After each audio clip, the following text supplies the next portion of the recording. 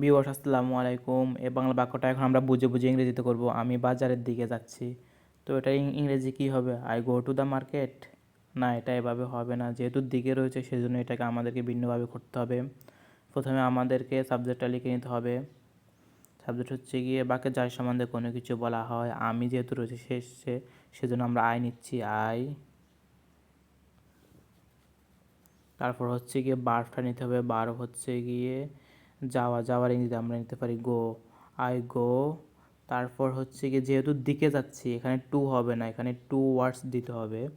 যেহেতু বাজারটা আমার উদ্দেশ্য নয়, টু ওয়ার্ডস আমরা তখন ইউজ করবো যখন আমরা বাজারের দিকে যাচ্ছি কিন্তু বাজারটা আমার উদ্দেশ্য নয়। হয়তো বা বাজারের পাশে আমার কোনো আত্মীয় স্বজনের বাড়ি আছে, আমি সেখানে যাচ্ছি, বাট আমি এখানে বাজারে যাওয়াটা আমার উদ্দেশ্য নয়, বা বাজার থেকে আমি কিছু কিনবো এটা আমার উদ্দেশ্য নয়। আমার উদ্দেশ্য হচ্ছে কি আমার আত্মীয়র বাসায় আমি যাব। তো সেজন্য আমাদেরকে টু ওয়ার্ডস নিতে হবে। I go towards. তারপর হচ্ছে গিয়ে কোথায় যাচ্ছি? বাজারের দিকে যাচ্ছি, the market. I go towards the market. আমি বাজারের দিকে যাচ্ছি। তো এটা দিয়ে আপনারা অনেক বাক্য তৈরি করতে পারবেন। আমি স্কুলের দিকে যাচ্ছি, I go towards the school. But স্কুলটা আমার উদ্দেশ্য নয়।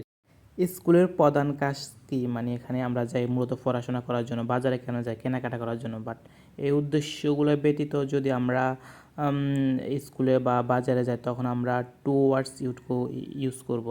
এখানে স্কুলে আমার পড়াশোনা করাটা মূল উদ্দেশ্য নয়। স্কুলের পাশে আমার একটা মসজিদ আছে, আমি মসজিদ যাচ্ছি, বা স্কুলে অফিসে কাজ যাচ্ছি। এইসব ক্ষেত্রে আমরা টু ওয়ার্ডস ইউজ করব। ধন্যবাদ। আসসালামু আলাইকুম।